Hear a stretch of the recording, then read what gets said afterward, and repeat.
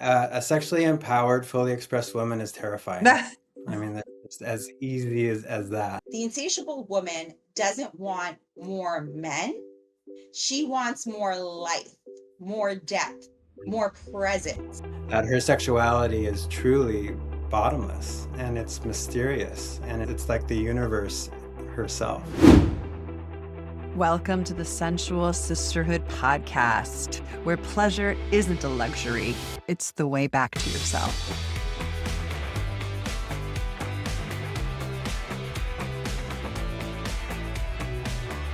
So, Barbara, we were talking about how you're dating now and you are a alive, sexually expressed woman who owns your desire, your sacred slut. Like, we love playing with your sacred slut. It's one of our faves. But you're finding men aren't receiving her the way that you would like. And actually, I think this very much mirrors the whole like good girl conditioning that we've all been raised around. So talk a little bit about what your experience has been, where you're feeling stuck, and what other women watching this might totally connect with. So I have gotten to the point in my life where I'm really taking my pleasure in my own hands, and I have activated the sacred slut in me. I have dealt with the shame, and connecting with the sacred slut inside has been remarkable in all areas of my life because it's the part of me that is the playful, the fun, the life-giving, and also the power. That's my power source. That's where my confidence is. So like I'm out here dating and I'm like, I am not going to hide this. There is a part of me that's sexually expressed, and um I own it. And Yeah, you also do. Well bragged. I also am not casual. I want there to be care. And like I deserve it. So it's basically this concept of I'm going to bring my desire. So I want the desire to be met Yeah. by the man and also show up for it, right? And what happens is when I actually show up on dates like that, I find that men get really intimidated. Mm.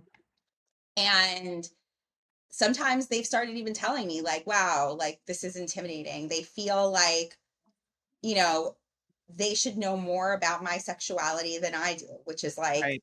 Right. how should you know more about my body than I do? Shouldn't I know more about my body than I do? Like, I actually say that, like, shouldn't I know more about what gives me pleasure than you do? And when they start to say things like that to me, I'm like, okay, here's how this is going to go. Either you're going to figure out a way to break through this because it's a lie and learn some things and have fun with me and hunt me, or my pussy will haunt you. You might not even get near my pussy, but she will Your haunt pussy is haunting many men across America right now. I just want to set the record straight. many men, many men. But I think you're pointing out something that's like I just want to hit on this because you said it a few moments ago, and it was this isn't about you being promiscuous. Like that's the misconception here, right? There's this like you're either a good girl or you're a slut, and there's no in between. And the distinction of the term sacred slut is clarifying that the slut part is the desire, right? The Correct. desire for sensuality, for connection, for intimacy, for pleasure. The sacred part is that this is a devotion to desire. This isn't about quick dopamine hits with multiple partners or trying to validate yourself because this guy wanted to sleep with me and this guy. It's not the conditioning that surrounds this for all of us is what we're trying to bust through here. Like this is a myth. You can be good and really hungry at the same time.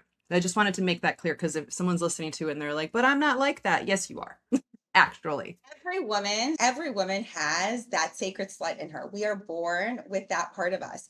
And we are taught to turn it off before we're even taught, we even know what turning it on is, because there's this suppression that happens in the culture. It's basically like we tell ourselves, if I want too much, I won't be loved. I'll be abandoned. If I'm too sexual, I'll be punished. I'll be made wrong. You know, if I'm fully alive, it'll be too much. I'll be alone, So we have to come up with strategies like playing it cool, not letting men know what we really want, not really letting our desire out, shrinking the desire, pretending to be satisfied and satiated when we frankly are not, and performing.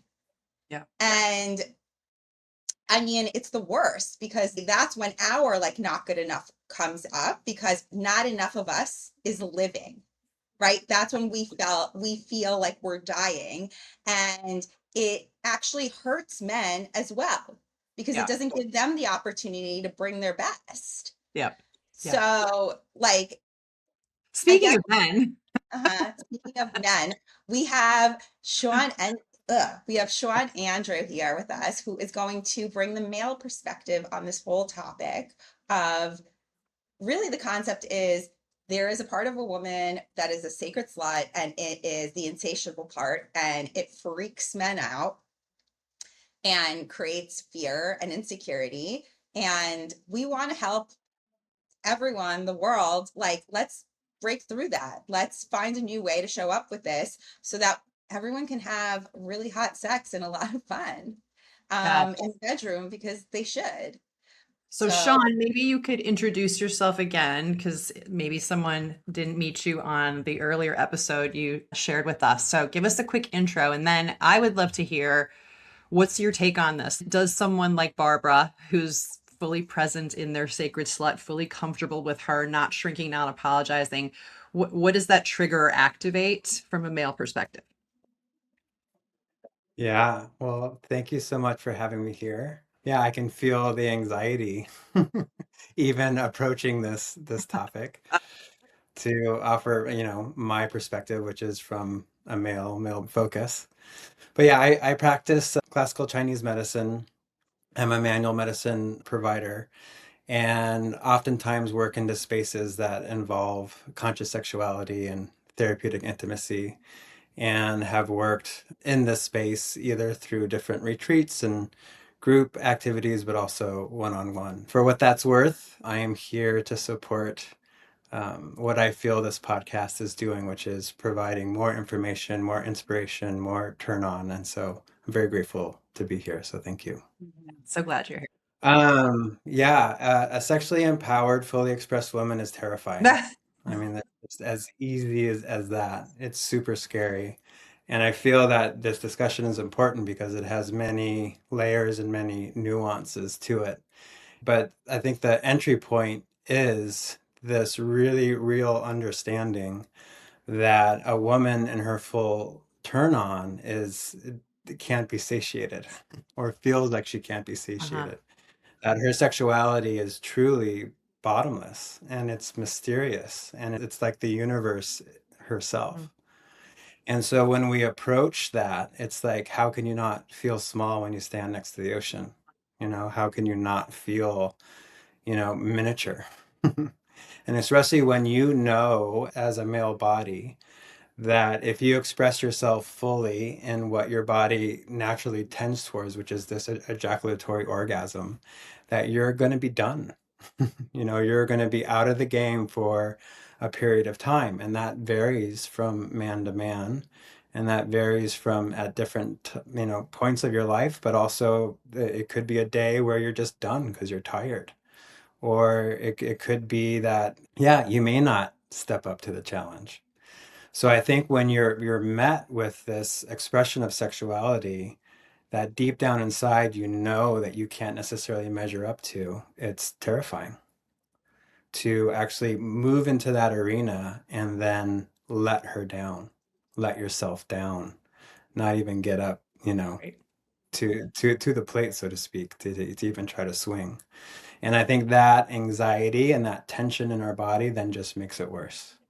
And you can't relax fully into your system and you can't express your own sexuality. Right. And I would imagine that even just backing up for a second, I would imagine that even a woman who's not super in her sacred slut, who, maybe isn't kind of where Barbara is on her journey of pleasure and sexuality, but any woman can be potentially intimidating to a man who doesn't know what he doesn't know, who maybe doesn't have a ton of experience or hasn't had great experience. And as we talked about in the last episode you were with us, like we've all been basically abused by the system in the sense that we were misinformed or completely uninformed or both around sex. And so I would imagine that there's some degree of that, even if everything looks good on paper. And then you add this bottomless well of orgasmic potential, and it totally makes sense. So obviously the body can shut down, but I'm curious about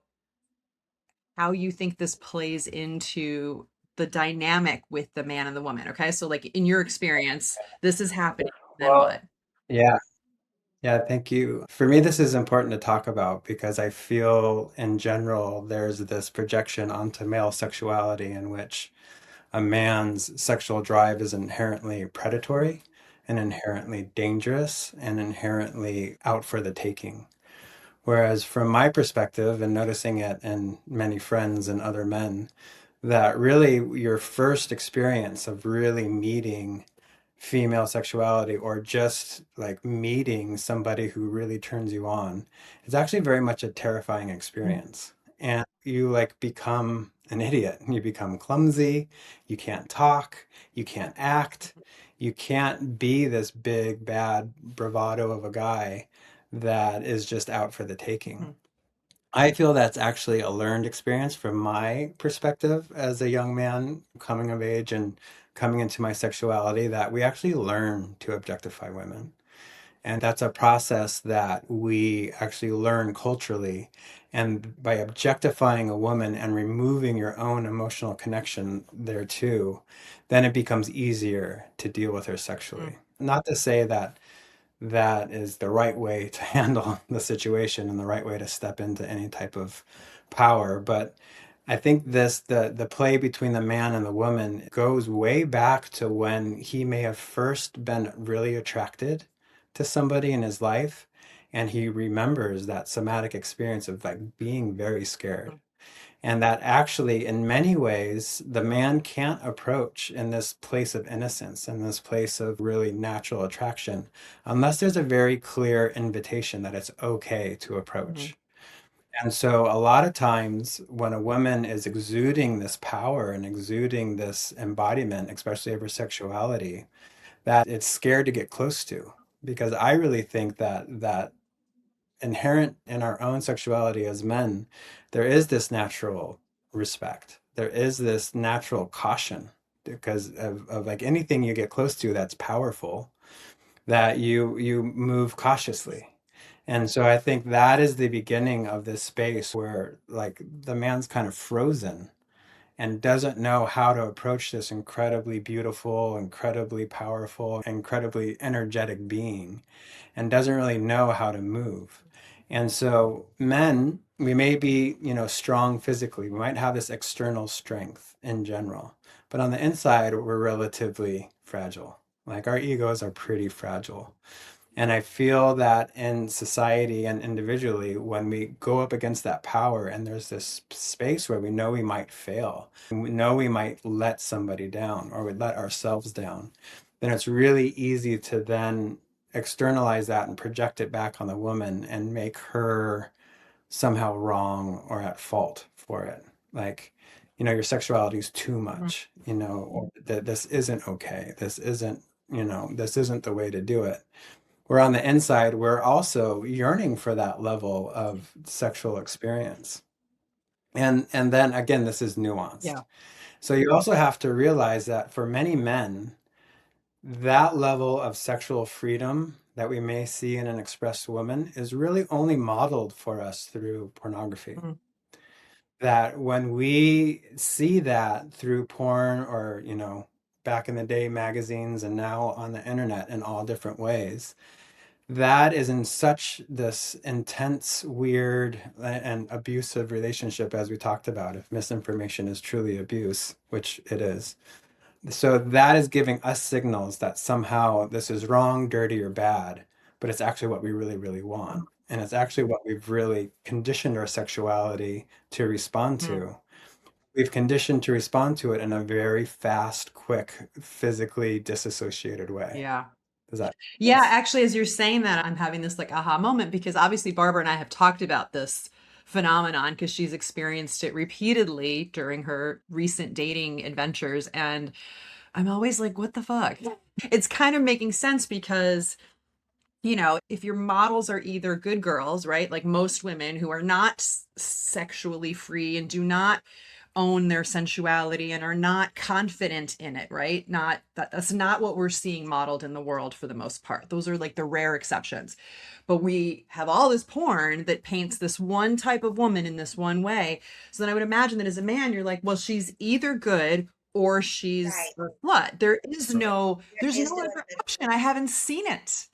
So of Right. right. course you're confusing because Yeah.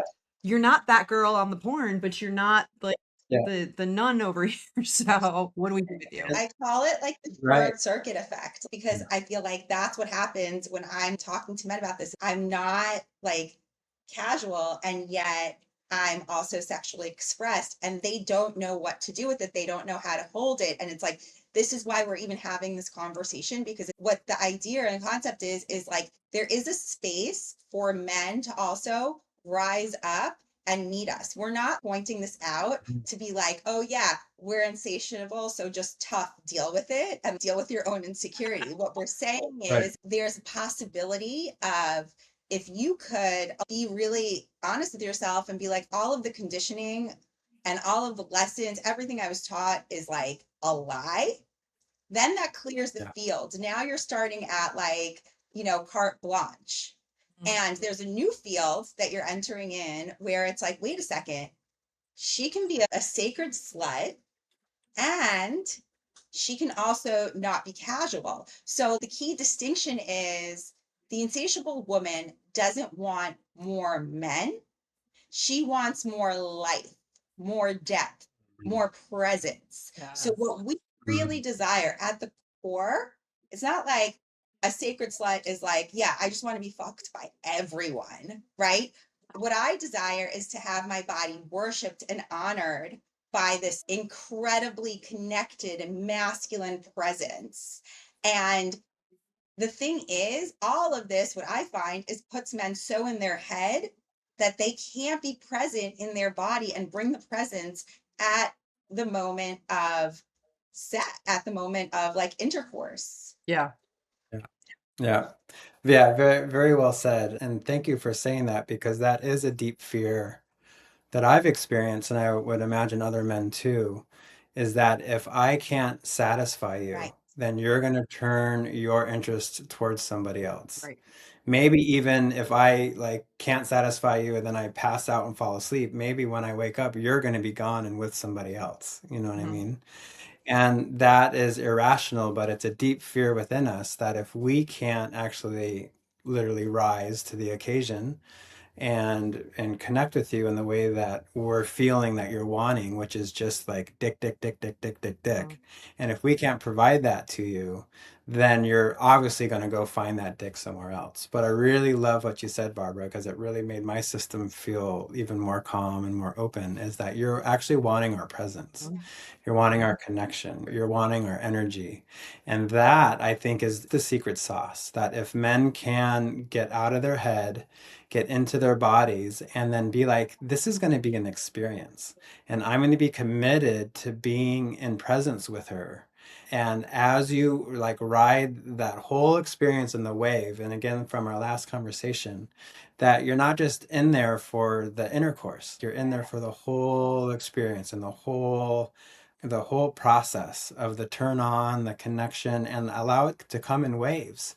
And you can take breaks, you can turn it into a whole weekend, Right. My favorite. or That's my personal like, Yeah. exactly. You can turn it into a whole, not just a whole night, but a whole weekend. Now the man will feel great, and that relaxation in his system and that permission just to be there and not to have to be this big stud that we see in porn, or to be however we are, to be here and to trust that you're choosing us for a reason. Then that will actually allow us to get into the space that we can last longer, that we can rise to the space and we can meet you in this beautiful sharing of our sexuality.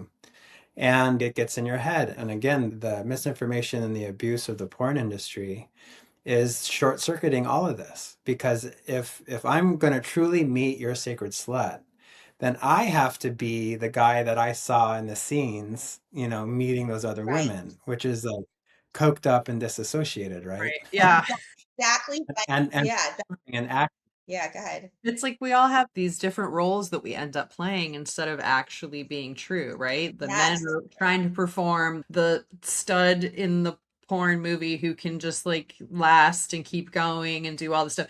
And the women are trying to pretend that they're satisfied, that they're happy, that they're into it too, even when they're not, when they're abandoning themselves, that they're not too promiscuous or too slutty, right? So we tone it down to protect the man from the very scenario that sparked this conversation. So how do we undo that? Well, I want to say something about this. Here's the deal. Whether you're in a relationship or you're out there dating, getting super intentional and having the conversations about what if we agreed just to let everything go that we were taught and we enter into this moment.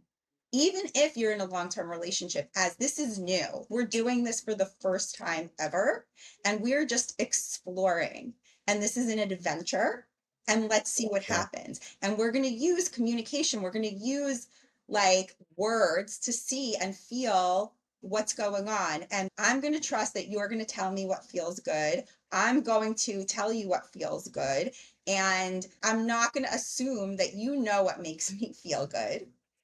And I'm not going to assume that I know what makes you feel good, right? So when you're actually like in these moments of hot, sexy moments where the desire is there, the turn on is there, the idea is, what I tell clients is in those moments, you want to ask yourself, imagine if we lived in a world where you are like, how can I bring this person the most pleasure? So you're asking that question. And now he's asking the question too. Like, if he entered into this, like, how can I bring this goddess that's in front of me the most pleasure? And then I entered into it and was like, how can I bring him the most pleasure? This is a totally different come from versus like, okay, it's go time. I got to be like all the guys in the porn that I saw my whole fucking life. That is one of those things that completely keeps you in your head, right? Where it's like, no, it's not about emulating actors because that's what they are. It's not Yeah. real. They're acting for money. But You're I'm not. curious about before we're there, right? Because you're having the breakdown before you're in that situation. You're still texting back and forth with someone you might go on a date on, and you're being yourself and you're being fully sexually Right. expressed and you're flirting, and maybe some of those flirts are real spicy. And the guy's like, great, now I'm going to fulfill X fantasy that I saw on porn. It turns out, no, you're not that girl. Right? You want his presence. You want more from him than that. This isn't just a hookup. And as he's getting that from you, he's spiraling and his short circuiting, as you described, and stuff. So I'm curious at that point, like earlier when we're still in the dating world, what should women be doing or not doing? What can men be doing or not doing to bridge this gap and to not fall into this pattern where we continue to live in a culture where women have to hide their sexuality to, get a fucking date, and then it all blows up, right? Like it's still perpetuating the same thing unless we somehow start modeling something different. So what does that look like? Yeah, that's a great question. For me, innocence, like when you were talking, Barbara, and from that question, Marta, like innocence is really important. And innocence not to act like children, although a lot of us do when we get into relationships, but to be childlike, which means to be innocent, to be in awe, to be in curiosity, and to be willing to play.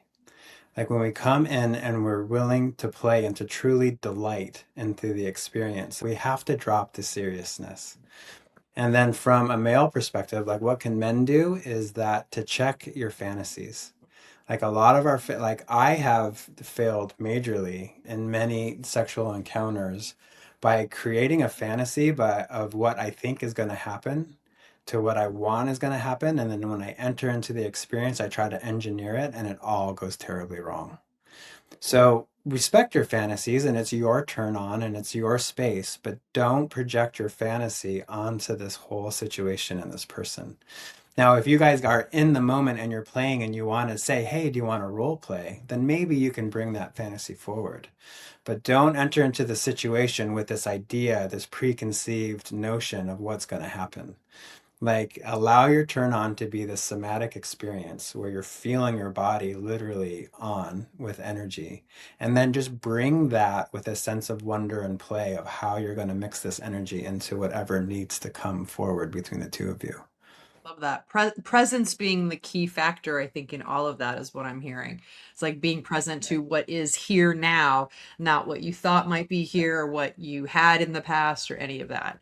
Uh, Right. And yeah, exactly. And I think, Barbara, we spoke about it. Like, a lot of men want to get things on video. They want to Yeah. do things so that they can like actually have it like recorded in some way so they can use it for later. So they're not even present. They're trying to plan their future sexuality while they're alone. Right, like you said, it's like You that's know, the other thing. It's like the algorithm, the access to porn, how intense and how frequent men have that, and how it continues to add to keep you into the head.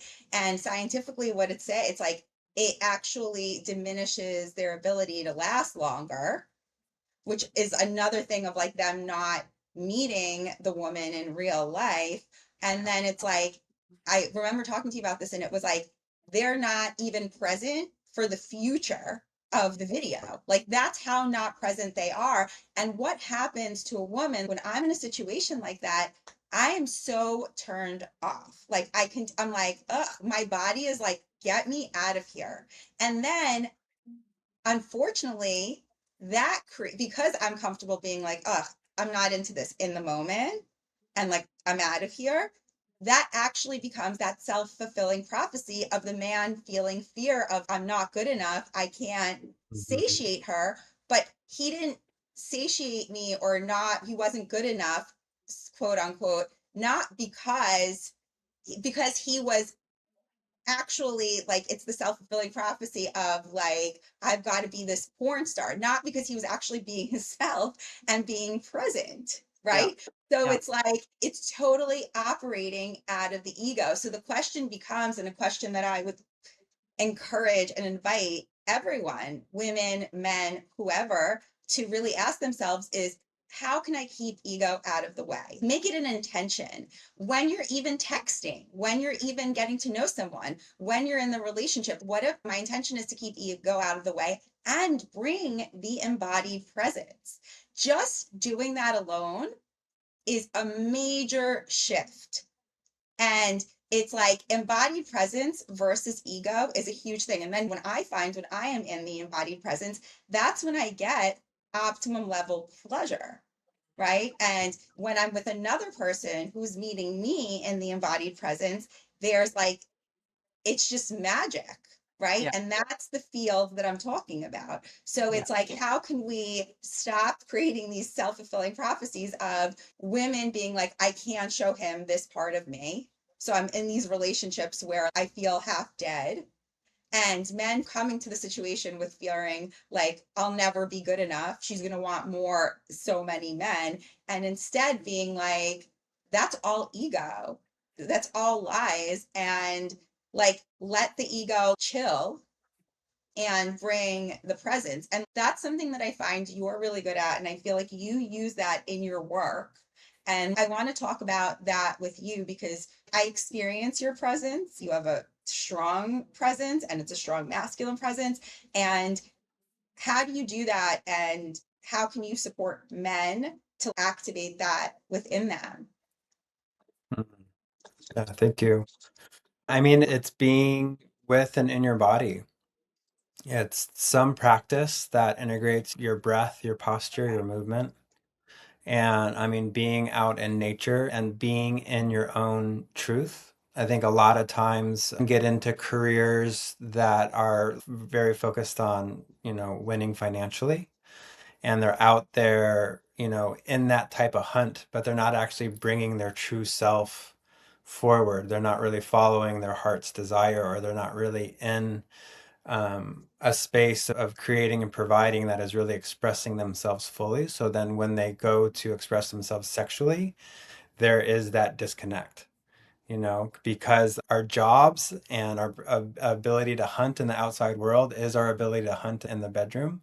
And the two are so connected through our masculinity that it's hard, I can imagine, to live almost a lie in this realm of your career and then get into the bedroom and be fully present, because we're in our heads so much of the time in other spaces. And that's a big one, and of course that's what we're all looking for, is to live this truly authentic, heart-led space, life. But on a very practical level, learning your breath, learning your body, how we exercise. So when are you in the gym listening to, music that disconnects you? Are you watching TV as you exercise? Or are you, really studying your breath on every movement, on every inhale, every exhale, every exertion? Are you learning what it feels like to be in your legs, what it feels like to be in your pelvis? Have you felt your pelvic floor? Can you tune into your pelvic floor right now as you listen to this podcast? Have you ever felt your pelvic floor with your own fingers? You know what I mean? Have you ever taken the time to really get to know your body? I mean, there's a lot to do on this self-development space for men, for everybody. And unfortunately, men's male sexuality is like squeezed and compressed into this amount of time that is literally minutes, when we're trying to pleasure ourselves in the shower, when we're home, when we're teenagers, or we got to do it super quiet and super quick, because basically it's not okay to express your sexuality. And then there's this layer of, it's bad, it's wrong, you're a pervert, if anybody catches you doing it. And then you're doing it to these images that, again, that gives you all this conflicting information. So now you're in front of a woman that is fully expressed, and she's simultaneously giving you your coveted fantasy, but also your greatest fear and insecurity. And so it is this space that really gets in your head. So you got to do your own work, just like women too. I mean, women have to get into their own bodies. They have to, spend some time in front of the mirror. They have to learn what feels good. They have to clear a whole bunch of shame, which I think is really important to, for everyone to take a moment and breathe into that, especially people of European descent and from colonialization. That kind of attitude and religion went around the world and has now infected us all. But for 400 solid years, women who were powerful and sexually expressed were burned alive. I mean, sit with that for a second. And not only were they burned alive, they were burned publicly. And people brought their children and made the children watch this happen. I mean, like, what does that do in your body right now, just listening to that? And like, what is that epigenetic result of that generational trauma that has been passed down, not just in female bodies, but male bodies too? To know that that expression of power is not only dangerous, but it results in this torturous death. You know what I mean? Public humiliation and everything. So there's a lot for us to sit with. There's a lot for us to heal in our own bodies and together and in community and in our partnerships. Agreed.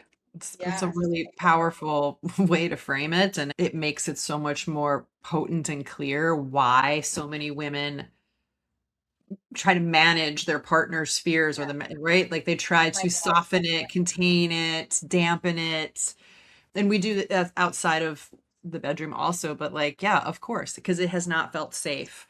So this conversation will hopefully start to unlatch some of that. And the more we understand ourselves, the more we can be with our bodies and not just up here living in the conditioning that's fucked us all over, the more we can start to feel that as truth. oh Right? my God. Because like in the beginning, like this conversation is not an anti-men or anti-sex or whatever. It's Right. a conversation about bringing truth to our own expression of sexuality and intimacy. One of the things that women have been conditioned to do above so many is, like you said, the key thing, Marta, of managing men's fear. We want to manage the fear. And the liberation point is when we own our own desire. and we stop asking for permission. We stop outsourcing validation. The truth is, you don't need a man to make you feel sexy. And when you do that, that's how you give away your power and stay in that managing his fear versus like, I'm going to be so fucking turned on and have the best day ever. It's a totally different paradigm to operate from. And then that's how you stop to like diminish your hunger and your insatiability, because your insatiability is that creation energy that you can use for other areas of your life, to make money, to take care of your home, your family. We think it's like, oh, I'm just repressing our sex, but the way you have sex is the way you do everything in life. And that's where you really truly stop yourself from having this extraordinary existence. And the same thing for men, right? So it's really about understanding we all have a choice. And Sean, it goes back to what you were saying, is you got to do the work. This is the solution that we're offering, is like, like I said before, Sean is and really knows how to bring incredible, very clean, off, like true, ethical presence in his work and working with him. So here's an opportunity for you. If you're hearing this, you can do that. Here's a resource for you. And that's also why Marta and I created the Sensual Sisterhood, because you got to be able to practice in safe spaces. And when men don't know what they're doing and other women are untrained, if we're all untrained trying to get there, it's a shit show and it keeps us Yeah. stuck. Yeah. And it's really about being like, I know there's more available for me. I want more. It's claiming that, it's making that decision, and it's finding the resources. Coming to Sensual Sisterhood, where it is safe for you to be insatiable, where we can meet you. We will make you feel safe. We will have you lock it into your body, and then you will have a practice. And so, yeah, maybe for the time being, the way that I feel about it is, okay, if he can't meet my turn on, if he can't meet my desire, if he can't show up with it, there's nothing wrong with me. He just hasn't risen yet. Right. And he's not wrong for that either, because I understand he's dealing with conditioning that he hasn't even touched. However, just because he hasn't risen yet does not mean I'm not going to stay turned on. I'm going to get mine. I'm just going to figure out how to get mine in another way. And that's where the power is, because this creates a new template in your body of, look at what I just did. I just fucking transformed that shit. I just cortisone that shit. I'm not looking for a man to satisfy me and satiate me. I could do it all on my own without him. And that is fucking powerful. And when enough women, like I always think about it, it's we hit critical mass and we are like, that's it. We're holding the line, like it's a tipping point, that book, The Tipping Point. Yes. Men will have no other where to go other than, shit, I got to rise up.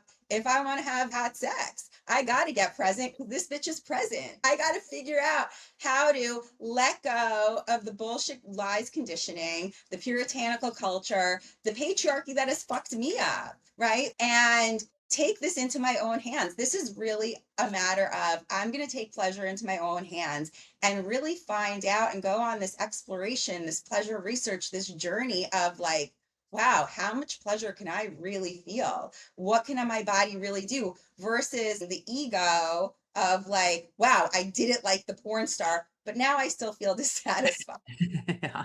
right? Right. Yeah. Right.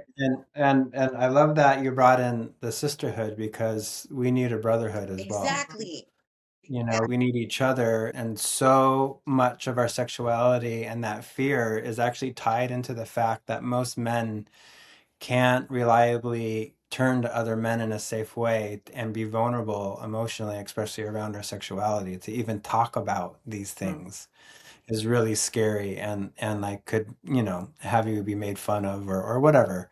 But really, to be able to have a brotherhood that supports us in our own masculine exploration, with women, or with in partnership. And it's important that we actually find a little bit of solidarity, or a lot of solidarity, with each other in a brotherhood in which we normalize all these fears and we normalize these insecurities, and then we share what works with each other. Because you can read a book, but that's not necessarily going to be the way for you. You know, there's all different methods and modalities out there, but the more that we talk to each other and the more that we're vulnerable with each other and actually find our own brotherhood and that support there, then, and like, I really believe that the women shouldn't be, you know, supporting us in our fears completely, like mothering us. We don't want to be mothered.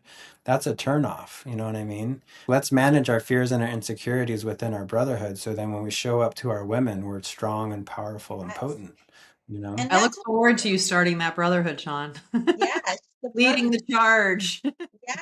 Well, I mean, the truth is, and that mothering thing is like dynamic that I work with also often with clients. And it's like, oh my God, we don't want to be mothers. And I love that you're like, you don't want to be mothered. What we want is a partner, is in like, we want to Mhm. meet me and like bring the beast, but you can only bring the beast when you actually make me feel safe. And if I'm mothering you, then you're my little boy. I don't feel Yeah. safe. That's when I start to get into my toxic masculinity. And now I'm more masculine here. And you know what happens?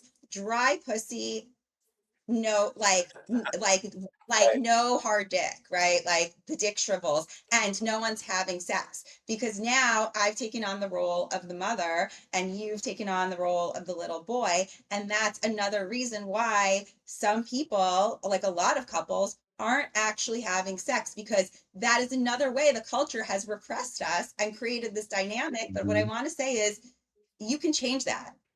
I feel like a lot of women feel hopeless and they're like, oh, I just have to tell him what to do. He doesn't get it. He doesn't know. He knows exactly what to do. But when you treat him like a little child, he's going to show up like a little child and your pussy's going to be dry. Yeah.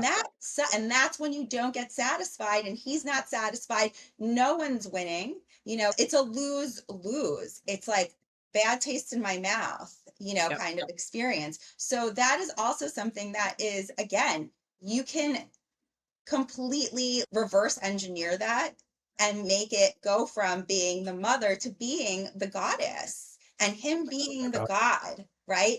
But again, Mhm. it takes intentionality, it takes your own work, and then coming back together and meeting in a whole new experience. And it's the willingness to do the work, right? You got to ask yourself, it's like, if you want the six pack, you're going to go to the gym, right? It's the same kind of thing. And it's like, it's worth it.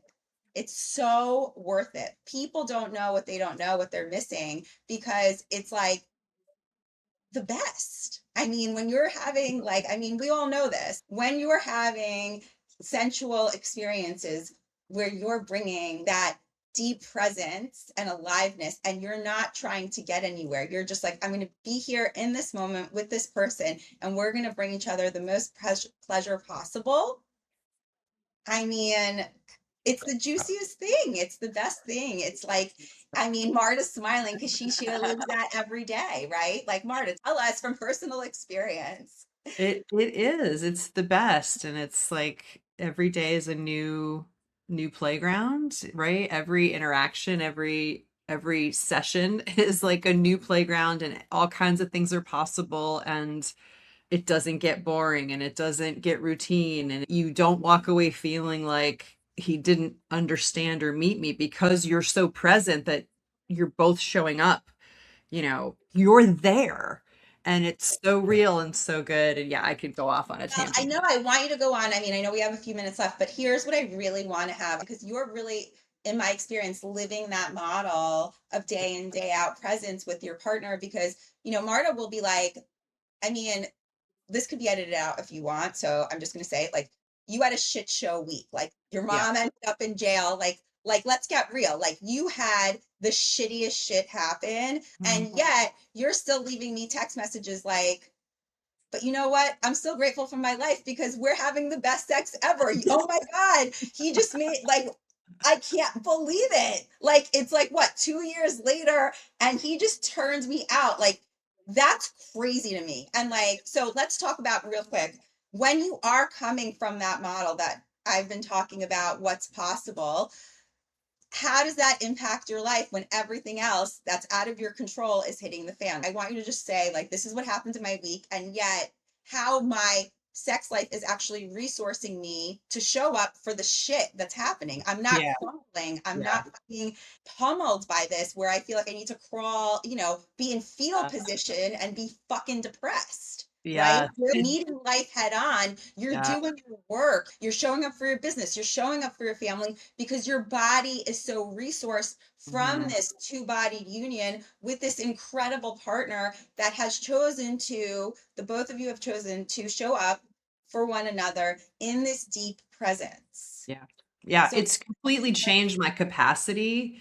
My baseline has shifted, right? From probably like everyone else's baseline, right? Some days you're better, some days you're worse, but then shit hits the fan, and that's when the truth shows up because I used to get super frustrated, super depressed, super hopeless. I get into like my little girl victim mode. I want someone else to take care of it. And now it's still hard. Like you, Barbara and we were spring cleaning. We were talking about this all week. So you had a front row seat to what I was going through, but the capacity that has so grown and the way my nervous system is functioning, like the baseline's been reset, right? I can love more, I can hold more, I can feel more pain because I can feel so much more pleasure. I can hold all of Right. that in a way. Like I'm getting chills talking about this because it's yeah, really true. It's just this and me 2 years ago were like two completely different women. Because 2 years ago I was hiding and mothering and keeping my turn on contained and dry pussy, the whole thing, right? And there's been such a huge shift that, like, yeah, I can have a really insane week that demands a lot of me and still show up for it, turned on, whether I'm sobbing or orgasming, right? There's still a presence there. right. And it's You've all because it's work. expanded. You like emotionally expanded to hold more. So like I just want to rewind a little bit. Do you mind talking about exactly what happened in your week and how like your sex life with your partner is actually helping you show up and bring your A game to meet all the shit that's happening in your life? Yeah, Like I mean, I don't even remember all the things that happened last week. It was like my mother got arrested. My arrested. Okay. arrested. She's still there. That's a side story. My oldest left for Los Angeles for a semester away, getting him ready, helping him with all this craziness, like planning for everything was crazy. At the same time, my best friend also left. He also moved away to Los Angeles. So I had two losses I was dealing with. Then the news about my mother. Don't even get me started on the political climate and how that's affecting things. The medication. So Oh, apparently fuck. we have all of like it's crazy because you could make millions off of a cell phone, but basic things like medication, there's shortages. So you had a medication shortage that's really impacting you. Yes, there's a national shortage on the estrogen patch, in case if you're wondering. So it's great. We're all getting some help there, but now there's not enough of it. So my hormones are also really fucked up. So I did a lot more crying than usual. But again, the capacity, the ability to Oh, wait, time out, find the time out. pleasure in it. And also, not only that you have a transgender kid, but your transgender kid was really going through a rough time. Yeah. like like really going through a really hard time, which that alone, you take away everything else you said, having a transgender child today in America is, I don't, like, I bow to you at the mother you are and how you show up for your kids, because it is so beautiful to witness and watch, and like the love and like how you show up for Scrap is unbelievable. It gives me chills given that we came from a very similar upbringing. And it seems like, fuck it, it's so hard. It's hard to show up for a kid who's just like quote unquote normal, like hetero. Yeah. But like I have friends who have hetero kids and they're struggling with whatever's going on with them. So when you have a kid who's transgender, like that already is so intense. And then you throw moms in jail, don't have the medicine that you need to like now, like, balance your hormones.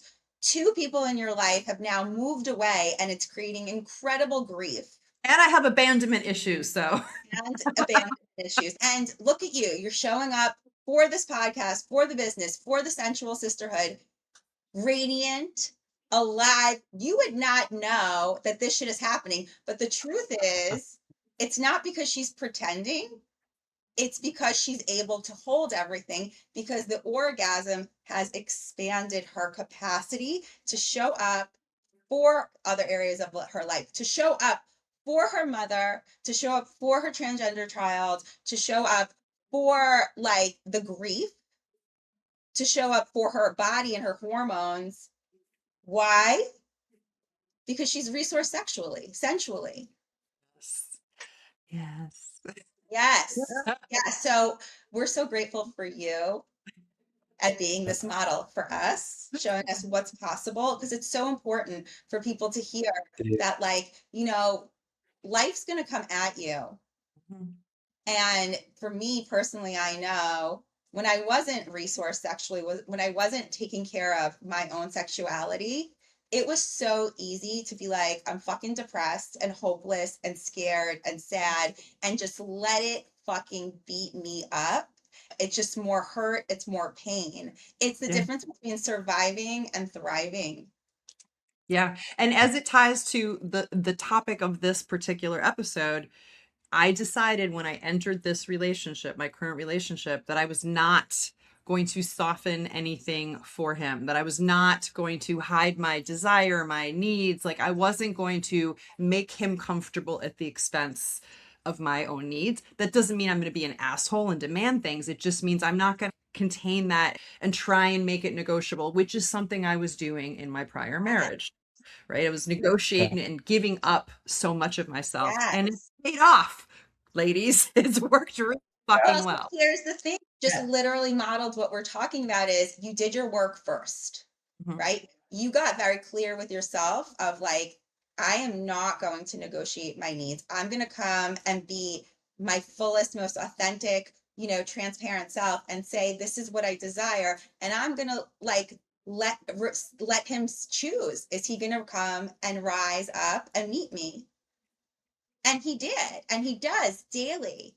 And Yeah. like that's the thing. So that's how you shift the paradigm. You do your own work, you bring it to your partner and say, hey, this is what I like. This is true for me. This is what I need. What do you think? Right. And it is astonishing. And I see it all the time with couples is like, you know what? Men want to serve us. They want to bring that presence. It's like almost like you just got to help them redirect that focus, right?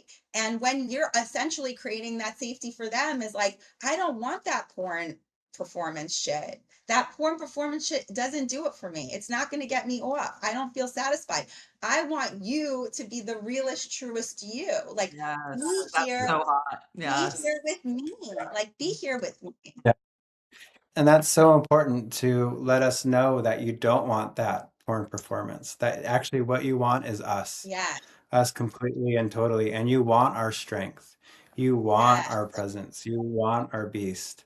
And Marta, I think what you both were talking about, and Marta, that you're, exemplifying for everybody is the sacred part of the Yes. sacred slut. And like the real function of our sexuality is to, like you said, Barbara, to expand our nervous system and to expand our capacity to hold life.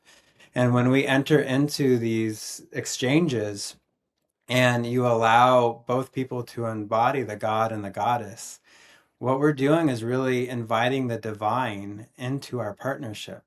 And we truly are making love. And if we extract our ego from that and we allow the divine to move through and express itself as our pleasure, as our orgasm, as our connection, as our ability to take care of ourselves and each other in this sacred relationship, then the answers to your problems come. Yes. You know what I mean? You open yourself up as an oracle Yes. and the divine speaks through you. This is why powerful women were burned at the Yeah. stake, because the state, the church didn't want us to have access to this knowing. They didn't want us to have a personal relationship to God. And the way that we get to God and the goddess within ourselves is literally through our bodies and through our genitals and through our hearts and then through our minds, but it works from the bottom up. I love that. That Thank feels God. like the perfect way. Yeah, the ribbon on top of this gift of an episode, Sean. So well said. Thank you Yeah. for summarizing that for us. That's so beautiful. Yeah. Thank Chef's you. kiss. So I just want to leave listeners with this. It was a chef's kiss to wrap it up. I just want to leave listeners with this. Okay. Whoever's out there, ladies, your desire isn't too much. Your hunger is not a problem. It's a gift, as we saw with Marta. Your pleasure is not a threat. It's a truth teller. Men want to meet us. They want to serve us. They want to get it right. They want to win.